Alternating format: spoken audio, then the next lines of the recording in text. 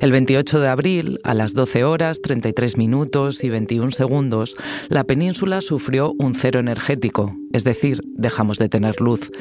Dice el gobierno que se tardará bastantes días en saber la causa. El gobierno sabe, es plenamente consciente de que los ciudadanos quieren saber qué sucedió. Yo quiero transmitirles que el gobierno también. Una explicación sobre la causa no, pero lo que sí estamos escuchando es cómo se ha azuzado el debate entre modelos energéticos, el nuclear y las renovables. Si tiene cero información concluyente, pero cero, ¿cómo sabe que su política energética no tuvo nada que ver? Soy Marta Curiel. Hoy en El País, nucleares contra renovables. ¿En qué bando nos interesa estar?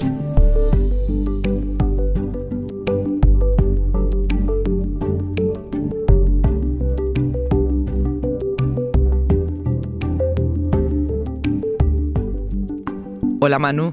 Hola, buenas. Manuel Planelles, tú estás especializado en información sobre cambio climático, medio ambiente y energía desde hace muchos años. Siendo tu expertise, la verdad es que me interesa mucho saber qué es lo primero que pensaste el día del apagón, el 28 de abril. Pues como mucha gente que llevamos muchos años viendo cómo funciona el sistema, no puede ser. Fue lo que pensamos. No se ha podido caer entera la península ibérica, no se ha podido quedar sin suministro eléctrico toda la península. Y sin embargo pasó. No sabemos todavía las causas detrás del apagón, solo que se produjeron unas oscilaciones y que el sistema llegó a cero con el corte de la interconexión con Europa. Llevamos todos estos días intentando entender qué significa esto. Desde luego, con lo que sí nos hemos topado todos es con la complejidad del sistema energético español. ¿Me lo puedes resumir en un par de frases? Es complicado, pero imagínate un cubo de agua, cubo que tiene muchos agujeritos de los que todos bebemos en nuestras casas, en nuestros trabajos, en más ese agua va saliendo. Lo que llena ese cubo son diferentes tecnologías, es un mix que se llama en el argot del sistema eléctrico. Hay centrales nucleares que van echando agua, hay centrales de gas que van echando aguas, hay carbón, bueno, prácticamente ya es anecdótico en España, y hay renovables, fotovoltaicas y eólicas e hidráulicas que van echando agua, y ese agua es la electricidad que luego abajo nosotros consumimos. Ah, mira, pues fácil de entender entonces. Manu, tras ese día 28 en el que pasó algo que ninguno creíais que iba a pasar, como me estás diciendo, parece que se ha reabierto la guerra entre quienes son pronucleares y los que no lo son. En la política, entre el gobierno, los socios y la oposición. Aquí el presidente del gobierno, Pedro Sánchez, y el líder del PP, Alberto Núñez Feijóo, en el Congreso. Las renovables no son solo el futuro, son nuestra única y mejor opción. Son ingenieros con décadas de experiencia los que están diciendo que su modelo no es ecológico, es ideológico. Si usted elige la opción de convertirse en portavoz de las grandes energéticas nucleares, pues le sugiero que lo haga desde la sala de prensa de una de esas empresas, no desde esta tribuna. Se ha esforzado tanto en aparentar que son los más verdes del mundo que llevaron a España a negro. No deja de ser paradójico que los mismos que acusan al Ejecutivo de no haber dado aún ninguna información sobre el apagón, llevan días recomendando una solución. Insisto, una solución que consiste, qué casualidad, en su agenda ideológica y en los intereses de algunas empresas energéticas que tienen propiedad en las centrales nucleares. Y es que desconfíen de quienes les dicen que esto va de renovables o de nucleares. Efectivamente, no va de renovables o de nucleares, va de renovables y de nucleares. Es ciencia, señor Sánchez. No hay un solo estudio serio, insisto, ni un solo estudio serio que diga que las nucleares son imprescindibles en España. Puede que lo sea en otros países, pero aquí en España el futuro de la energía reside en otras fuentes, afortunadamente, en la hidroeléctrica, en la solar, en la eólica y en el hidrógeno verde. Es su tercera obligación, aceptar que su modelo energético ha fallado. Lo dicen los propios mercados. Lo dicen los propios inversores extranjeros, que por cierto no son comunistas, créanme, y que están apostando masivamente en nuestro país por esas fuentes y no por otras. Este gobierno de coalición progresista, señorías, apoya las energías limpias no por ideología o por oscuros intereses económicos. Lo hace porque sabe que el futuro energético de España o es verde o no será. El por qué ha pasado esto, por qué el debate está en primera plana, es lo que quiero que me cuentes en este episodio. ¿Cuál es el cogollo del asunto? A ver, antes te he hablado de lo del cubo de agua, eso es muy, muy simplificado. Esto es muchísimo más complejo y lo que estamos viendo es un debate técnico súper complejo que provocó esas oscilaciones y por qué el sistema reaccionó tan mal que al final se acabó cayendo todo en cadena. Se está pasando un debate muy político ideológico. Un debate que, aunque ahora esté resonando muy fuerte, llevaba ya muchos meses detrás, que es el de el cierre de las centrales nucleares. ¿Y por qué? ¿Porque son malas? Las centrales nucleares no emiten gases de efecto invernadero a la hora de producir electricidad, igual que las energías renovables.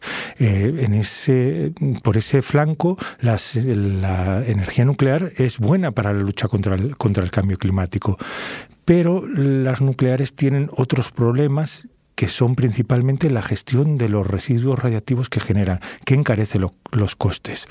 Ese encarecimiento de los costes había llevado a que muchas de las propietarias, de las eléctricas propietarias, dijeran que ya no les resultaba económicamente viable seguir operando. Y en 2019 llegaron las compañías eléctricas propietarias de las centrales, llegaron a un acuerdo entre ellas y con el gobierno para fijar un calendario de cierre de estas centrales. Un calendario que empieza en 2027 y que acaba en 2035. En 2035 ninguna de las 5 centrales nucleares que hay en España operativas estaría funcionando según ese calendario. ¿Qué ocurre? A medida que se está acercando el primero de los cierres, la primera central que tiene que cerrar, que es Almaraz, el debate empieza a encenderse. Primero se enciende por los afectados directamente, las empresas afectadas de todo el entorno nuclear, los trabajadores, y luego también hay un debate ideológico muy importante en el que básicamente la derecha parece que apoya la energía nuclear y la izquierda no, históricamente podríamos decir. A medida que se acerca ese cierre de Almaraz para 2027, ha habido un cambio de postura de algunas compañías eléctricas que hasta ahora decían que no era viable a dejar entrever públicamente que sí querían seguir operando, que ya ese calendario no les valía. ¿Qué problema hay? Que al igual que existe un mix en el sistema general de diferentes aportes al sistema eléctrico, cada compañía tiene un mix propio muy diferente. Hay algunas compañías eléctricas que necesitan mucho la nuclear porque representa mucho en su cuenta de resultados y otras que no. Entonces los intereses son muy divergentes. Por eso en 2019, cuando se llega a ese acuerdo de cierre, del calendario de cierre, muchos pensaron en el sector que era casi un milagro que se hubiesen puesto de acuerdo. Ahora, ¿qué ocurre? Que aunque públicamente cuando se les pregunta a las compañías eléctricas si quieren modificar ese calendario para seguir operando más allá de lo previsto, te dicen que sí, pero no han presentado todavía ninguna propuesta conjunta al gobierno. Entonces el debate no es ideológico, no es ecológico, es una cuestión de dinero. Hay ramificaciones ecológicas, pero fundamentalmente es quién paga que esas centrales nucleares sigan operando. Hay que garantizarles un precio por el megavatio que producen, hay que quitarles la tasa que tienen que pagar para hacerse cargo de esos residuos radiactivos que generan, que tienen costes millonarios, 20.000 millones de euros va a costar gestionar esos residuos y el desmantelamiento de las plantas en el futuro. ¿Debemos como sociedad o como consumidores de energía eléctrica hacer frente a esos gastos? Si solo existiese esa alternativa, sí, porque necesitamos encender la luz, necesitamos cargar el móvil, pero es que hay otras alternativas como las renovables o otras tecnologías que no son tan caras. Claro, porque no tienen esos desechos, ¿no? Esa es una de las claves, porque no generan esos residuos radiactivos que además de mantener su peligrosidad durante muchos años, son caros de gestionar y que tienen que gestionar, según toda la normativa, todo el cuerpo normativo que hay medioambiental, quien contamina paga, es esa frase que siempre oímos. Eso significa que si tú te lucras con una actividad que genera unos residuos, tú tienes que hacerte cargo de esos residuos. No puede ser que como sociedad o las generaciones futuras se tengan que hacer cargo de esos residuos. Entiendo. Dame un segundo, Manu, ahora me sigues contando.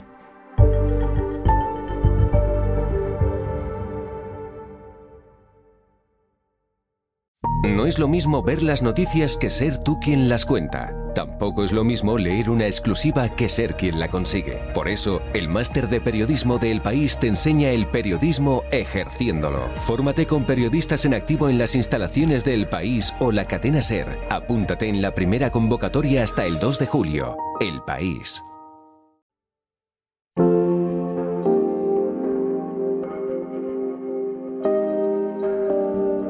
Hoy estoy hablando con Manuel Planelles sobre la energía nuclear y las renovables, sobre este debate que ha copado también los discursos políticos.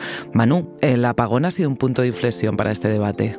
El apagón ha añadido más leña todavía y ha enturbiado todavía más ese debate. Un debate que debía ser de números, ahora ya se mezcla de una forma explosiva.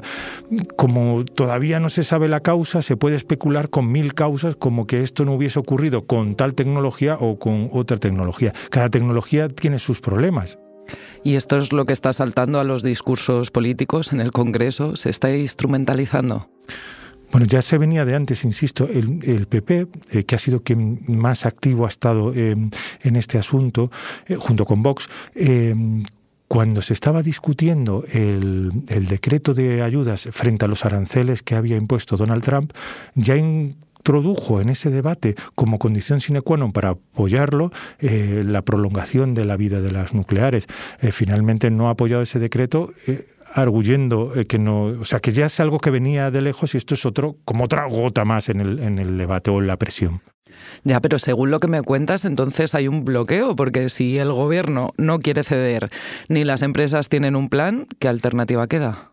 El gobierno dice que está esperando, que si las empresas quieren modificar ese calendario, que vengan y me pongan una propuesta, pero el gobierno se ha dicho, yo no te voy a tocar ni los impuestos ni voy a asumir esa tasa de gestión de los residuos. Efectivamente, es una situación de bloqueo o es una situación en la que continúa el calendario de 2019 que ellas mismas se habían pactado. Un calendario, además, que está refrendando en un plan nacional que hay de energía y clima que España ha elaborado de aquí a 2030 y que está avalado por Bruselas y en el que ya se contempla ese cierre progresivo de las nucleares.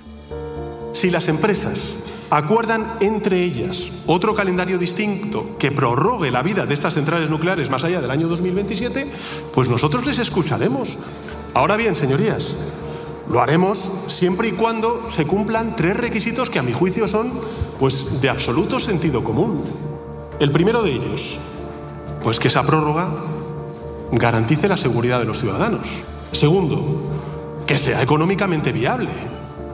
Es decir, que no sea a costa del bolsillo del contribuyente, sino a costa del bolsillo, por cierto, de los ultrarricos que presiden esas grandes energéticas que son propietarios de las centrales nucleares.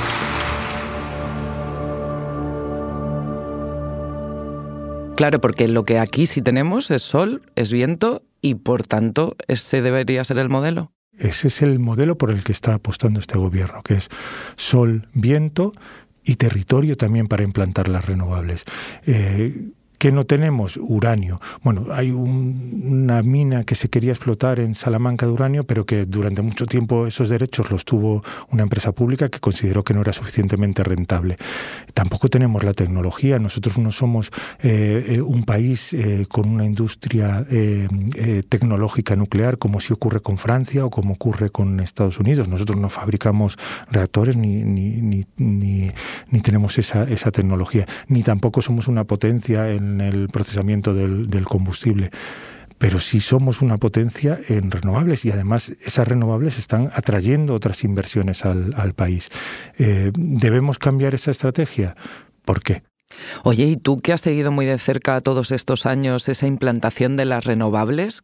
¿Crees que se ha hecho bien? Se ha hecho bien, se podía haber hecho mejor y todavía se puede hacer mejor. Se puede hacer mejor para que los beneficios de esa implantación de las renovables lleguen a los territorios. Por ejemplo, en los territorios donde realmente se esté apostando por las renovables, tiene bastante sentido que tuviesen la energía más barata que otros territorios, y no para que solo la tenga el consumidor, sino para que eso atraiga también empresas allí. Esa es una de las cosas por las que debería apostarse. Pues muchas gracias, Manu, corto y al pie. Muchas gracias.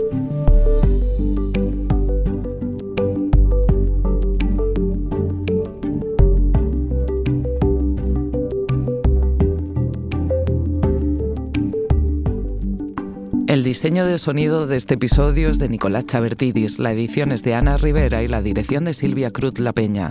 Yo soy Marta Curiel y he realizado este episodio de Hoy en el País. Gracias por escuchar.